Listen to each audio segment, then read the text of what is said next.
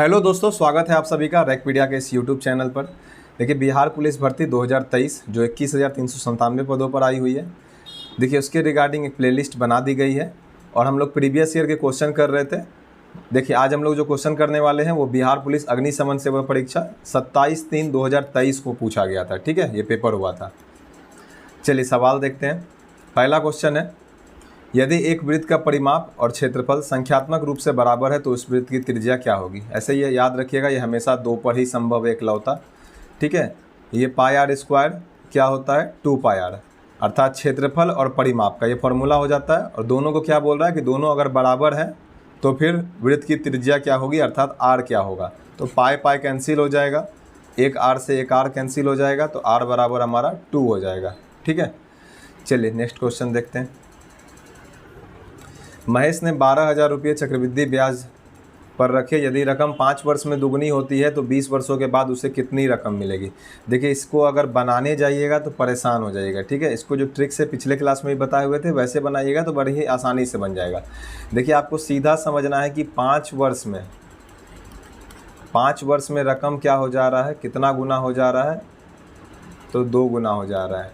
ठीक है, आपको बताए हुए थे। अब आप बताइए 20 वर्ष, तो ये जो 20 वर्ष है इसको 5 गुना 4 लिख दे तो कोई दिक्कत। ठीक है, आपको पिछले क्लास में ही एक ट्रिक बताए हुए थे कि ये कैसे चलता है। ये इस तरह से चलता है, 5 गुना n, अर्थात जितना वर्ष है यहाँ पे n, इधर जो गुना जितना दिया हुआ है इसका पावर n। यहाँ पे 5 वर्ष पे कहानी चल रहा है ना, 5 वर्ष पे दुगना चल रहा है। ठीक है, तो यहाँ पे 2 गुना के जगह पे क्या लिखेंगे हम लोग, यहाँ पे 2 लिख देंगे। ठीक है, यहाँ पे हम लोग क्या लिख देंगे, 2 लिख देंगे। अब आप बताइए 20 वर्ष का बोल रहा है तो 5 में कितना गुना करेंगे कि 20 हो जाएगा, तो n का वैल्यू यहाँ पे कितना हो जाएगा, 4 हो जाएगा। ये उसको बराबर नहीं, एरो खींचिएगा, ऐसा नहीं कि इस पार ले जाके उस पार ले जाके कटा दीजिएगा। इसको एरो लिख करके हमेशा बनाइएगा। ये एक साथ चलता है। अगर ये 5 गुना 4 20 वर्ष हुआ है तो ये भी 2 पे पावर 4, अर्थात इतना गुना पैसा हो जाएगा।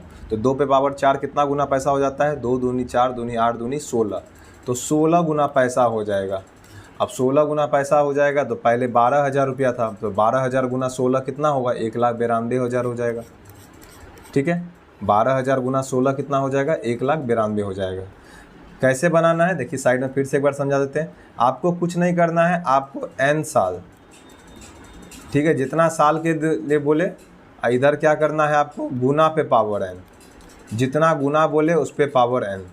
यहाँ पे क्या 5 साल का डेटा दिया हुआ है, यहाँ पे क्या हुआ है 5 साल का डेटा दिया हुआ है, तो 5n। अब गुना कितना बोल रहा है 5 साल में, तो आप बोलिएगा 2 गुना हो जा रहा है, तो 2 पे पावर n। अब जितना साल का पूछे, 10 साल का अगर पूछेगा, और ये भी याद रखिएगा कि ये 5 का गुना में ही होना चाहिए, तब ये ट्रिक काम करेगा, नहीं तो फिर ये काम हमेशा उसी पे देता ही है। ठीक है, हमेशा सवाल उसी पे आते ही हैं। ये 5 होगा, 10 होगा, 15 साल का पूछेगा, 20 साल का पूछेगा, 25 साल का, 30 साल का, ऐसा ही पूछेगा सवाल हमेशा। ठीक है, अब यहाँ पे n का वैल्यू जितना होगा उतना गुना पैसा होता चलेगा। अगर n का वैल्यू 1 है तो 5 साल में 2 गुना, n का वैल्यू 2 है तो 10 साल में 2 स्क्वायर अर्थात 4 गुना, n का वैल्यू 3 है तो 15 साल में 2 का क्यूब 8 गुना। ठीक है, इसी तरह से ये चलता रहता है। चलिए नेक्स्ट क्वेश्चन देखते हैं। एक कूलर का अंकित मूल्य 4,200 रुपया है, दुकानदार इसे 3,696 रुपये में बेचता है, तो छूट प्रतिशत क्या है। देखिए, छूट कितना है, 3,696 में 4 जोड़िएगा 3,700 हो जाएगा, 3,700 में 500 जोड़िएगा 4,200 हो जाएगा, अर्थात 4,200 में 3,696 घटाइएगा तो 504 हो जाएगा। कहने का मतलब ये है। ठीक है, अब एक बात बताइए, 4,200 में कितना प्रतिशत ये छूट दे रहा है, वही तो 504 रुपया आ रहा है। तो आप बताइए कि 2 में कितना, ये 1% कितना होगा 4,200 का, 4,200 का 1% कितना होगा, तो 2 शून्य यहाँ पे कट जाएगा, यही तो 42 का 1% हो जाएगा, तो 42 हो जाएगा। 42 में कितना गुना करना होगा कि 504 आएगा, तो आप बोलिएगा ये हमको क्या पता। लेकिन आप सिर्फ इतना सा हमको एक बात बताइए कि यहाँ पे आखिरी संख्या 4 है, 504 में आखिरी संख्या 4 है और 42 का आखिरी संख्या 2 है, तो 42 में कितना गुना कीजिएगा आप कि ये 4 आएगा। तो जाहिर सी बात है आप बोलिएगा आखिरी संख्या तो 2 होगा, इधर कितना होगा हमको नहीं पता यहाँ पे, लेकिन ये 2 ही होना चाहिए। तो इकलौता आंसर आपको 2 वाला दिखाई देगा, 12%। ये देख करके आप मार सकते हैं एग्जाम के लिए, आपको सवाल बनाने का जरूरत भी नहीं पड़ेगा।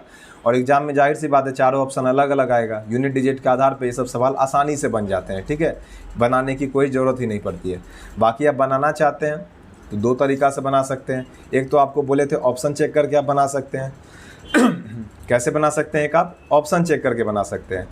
हमेशा आपको बीच वाला ऑप्शन चेक करने बोलते हैं, ठीक है। तो आप बताइए 4200 का 12%, तो 4200 का 12% हम लोग क्या करेंगे, 10 + 2% निकालेंगे। निकालने में आसानी होगा। 4200 का 10% 420 हो जाएगा, 2% 84 हो जाएगा, तो आंसर आ जाएगा 504। और यही गैप भी था, यहाँ से भी मार सकते हैं आप 504। ये हो गया हमारा दूसरा तरीका। आप बोलिएगा कि हम बी ही ऑप्शन क्यों चेक करेंगे, आप बी ऑप्शन क्यों चेक किए? आपको आंसर पता था शायद, आप इसलिए चेक किए? नहीं, ऐसा कोई ज़रूरी नहीं है। देखिए बी ऑप्शन इसीलिए चेक किए, कल भी बताए हुए थे इसका कारण।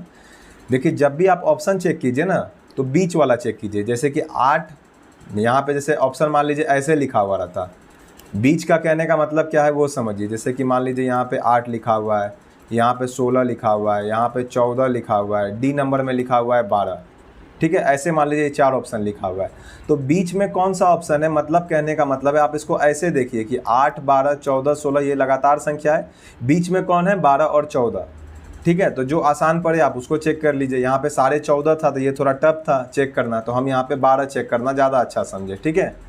अब इसको ऐसा चेक करने से फ़ायदा क्या होगा वो समझिए। देखिए जैसे ही आप 12% चेक कीजिएगा ना, तो आंसर या तो आंसर आ जाएगा आपका, जैसे यहाँ पे आंसर आ गया। मान लेते हैं कि आंसर नहीं आता, मान लेते हैं कि आंसर नहीं आता, मान लेते हैं ये आंसर नहीं आता, तो क्या होता, जो 4200 का जो 12% है, या तो वो 504 से अधिक आता, या तो वो 504 से कम आता। अगर 504 से कम आता तो हम कहते तब 12% से छोटा वाला आंसर होगा। और यदि वो 504 से थोड़ा सा ज़्यादा होता, एकदम थोड़ा सा ज़्यादा, 2% हम लोग जान रहे हैं यहाँ पे 4200 का 2% 84 ज़्यादा होगा, अर्थात लगभग 600 के आसपास आंसर आता, 600 आता, तो हम कहते 14.5% वाला आंसर होता। और बहुत ज़्यादा आता, 200 के अंतर के आसपास आता, तो हम लोग जानते हैं कि लगभग 40 चौके 160, 200 का अंतर हमारा 16% से आ सकता है, तो हम लोग कहते हैं 16% आंसर होगा। इसलिए बीच वाला चेक करते हैं। बीच वाला चेक करने से हमें ये पता चलता है कि आंसर उससे कम होगा या उससे ज़्यादा वाला आंसर होगा।